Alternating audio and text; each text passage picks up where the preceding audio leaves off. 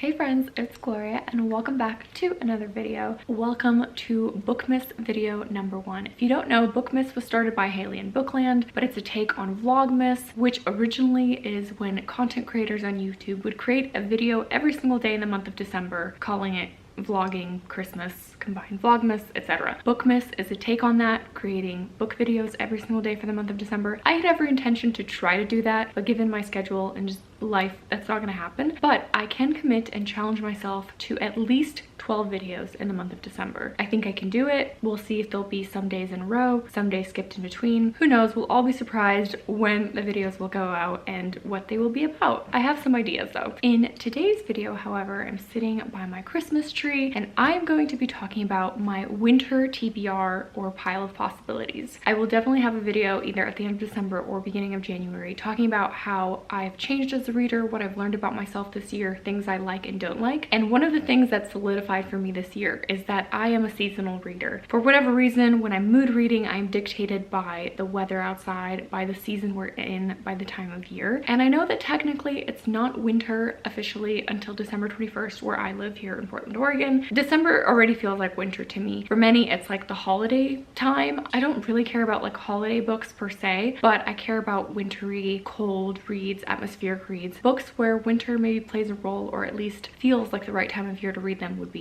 during winter. So I have a very ambitious 20+ books pile of possibilities here. Not all of them will get read, but I basically just scoured my want to read list and books that I own and pulled up the ones that had snowy covers or I knew were set in winter and evoked that sense of atmosphere. That is currently the mood that I'm in. Some of these may get read in December, but really to me winter lasts like till March, so it'll be from here on till March that I will hopefully pick many of these titles up. As always, please let me know in the comments if you've read any of them, what you thought, which ones I should prioritize. Any comments down below are so welcomed and appreciated here. But let's get into the books. You know what? Let's start with historical fiction. November was Historathon / nonfiction November, and I read pretty much exclusively nonfiction books and historical fiction books, and I will have my November wrap up coming soon. So you will hear my thoughts on my reads there. A little bit of a spoiler, I still have not really found too many like 5-star amazing reads, especially in historical fiction. So maybe there'll be some winners in this pile. The first one on the list and has winter in the title is Winter Garden by Kristen Hanna. This one's been on my TBR for a while. It's time to read it. I've been putting it off for too long. I haven't read a Kristen Hanna in quite a bit, and this book is set in St. Petersburg. It follows 2 sisters. It has dual timelines. I kind of am rocky with Kristen Hanna. Some books of hers I've loved, some I thought were fine. I don't know how this one's gonna fare, but it's on my list. Actually, speaking of Russia, I just realized a lot of these books have to do with like the Soviet time period. I have The Ice Swan by Janelle Sasalsky on my list to read. This is set in 1917 in Petrograd, follows a princess who runs away to Paris. Maybe it's tied to the Romanov family. It was on my list. Let me know if you've read it and what your thoughts were, but Ice Swan set in the winter in Paris definitely feels like a wintry read. I also have Romanov by Nadine Brandes. This is a beautiful book, one of the most beautiful books I own. I'm very skeptical about this. I don't think I'm gonna love it, but I'm willing to give it a try. I've heard very mixed reviews on this book. It is a young adult historical fantasy following the Romanov family set around the time of the Russian Revolution. And really just because any books set in Russia kind of evoke winter to me, I have Tsarina by Ellen Alpsten. This is a book about Catherine Alexeyevna, which was a Catherine before Catherine the Great, and it is set in St. Petersburg in 1725. And this is a historical fiction about her life. I originally heard of this book from Brittany from Literally Smitten. Don't know how I will fare with it though, but I'm in the mood to read that. Another Soviet book, this one's set in Ukraine during World War II. That is The Diamond Eye by Kate Quinn. I've mentioned in some previous videos that I've also kind of had an iffy relationship with Kate Quinn and some of the books of hers I've read.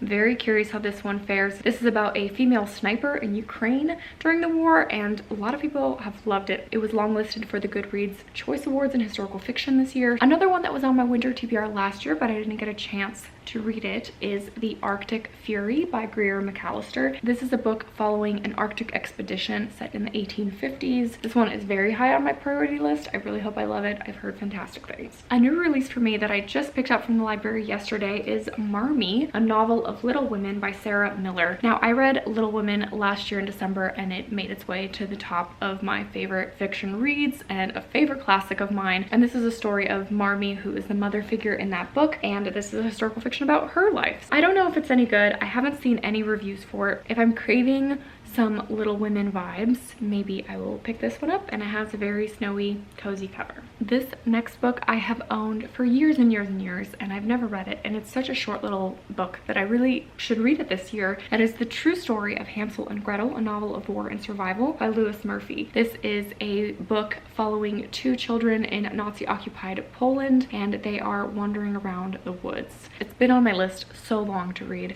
I really hope it's good.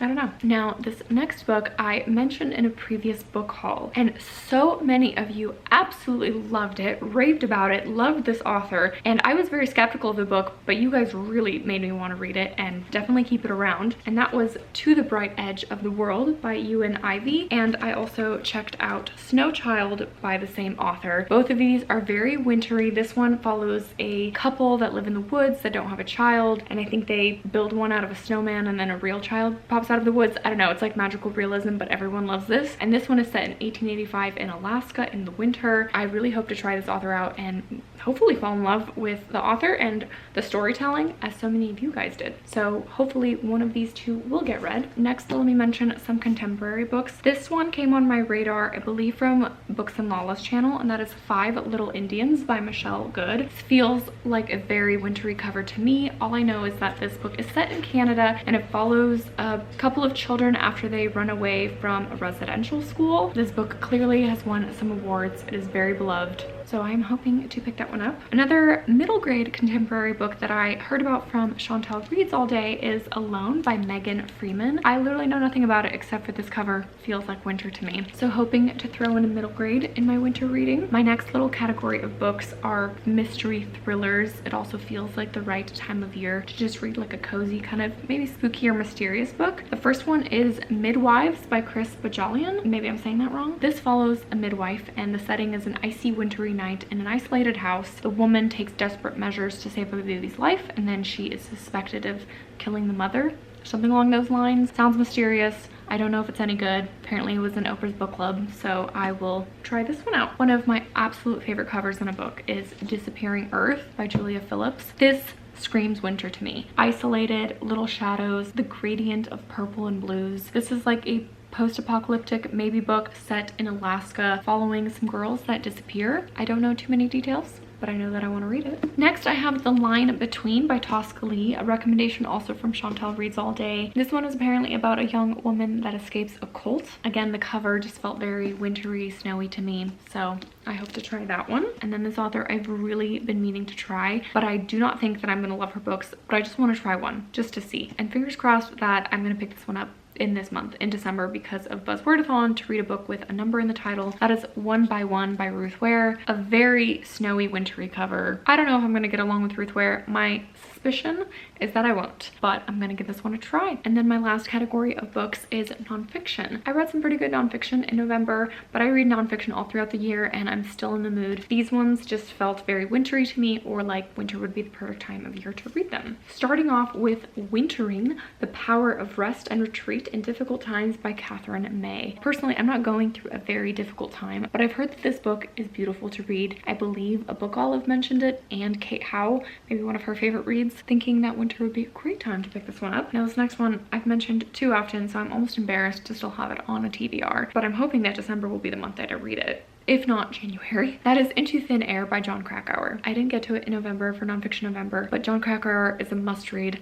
This is his top book that everyone says that I would love. This is about a Mount Everest disaster, and it's probably gonna be fantastic, so I just need to make it happen. Another nonfiction read about a mountain disaster is Dead Mountain, The Untold True Story of the Dyatlov Pass Incident by Donnie Eicher. This is a book that Books and Lala recommended, and I have not really heard too many other people talk about it. Probably very sad and devastating, and a bunch of people probably died in this accident, but again, this book just screams winter to me. Another book about a disaster is The Children's Blizzard by David Laskin. Now, I read the historical fiction of the same name by Melanie Benjamin last year, and I didn't love the book, but I loved that I learned about this event, which I was previously unaware of, about a huge blizzard that swept the Dakota, Nebraska prairie area on January 13th, 1888, and a bunch of people died, and a lot of it was due to the weather service just being really inefficient and not giving the people people enough information ahead of time to be able to protect themselves from this blizzard and kind of natural disaster that happened. And since I didn't love the historical fiction, I'm hoping that this nonfiction will work better for me. This next one is called The Beast in the Garden by David Barron, the true story of a predator's deadly return to suburban America. This book is set in Boulder, Colorado, and it is about the mountain lion, or cougars as we call them in my area, about how they have invaded suburban America in Colorado. Boulder, Colorado is like a wintry town here. That's why this one feels like wintry to me, but also a really interesting story. I'm curious to learn more. Apparently this reads like a crime novel and every chapter ends on a cliffhanging note. And the final book on this winter pile of possibilities and the final nonfiction is Catherine the Great by Robert K. Massey. This is a book that so many people have recommended. I know a Book Olive loves it. I also know Shelley Swearingen read it and absolutely loved it, and I think that I'm gonna love it as well. I know some things about Catherine the Great. I visited her palace in St. Petersburg when I was visiting there, so I learned some history about where she's been and what she did, but I'm excited to dive into this very hefty nonfiction read about her life and her story. I've heard that this is the ultimate book to read about Catherine the Great and that it is fantastic. So those are all the books that I hope, fingers crossed, to read at least some of them in the cold months ahead. Like I mentioned in the beginning, let me know if you read any of them and your thoughts down below. And also, even though I have a bunch of ideas for videos in December, if you really want a video from me, have a specific idea or something that you'd like to see, let me know down below and I'll probably squeeze it in the month of December. Thank you so much for watching today, and I will see you guys in more book videos very soon. Bye!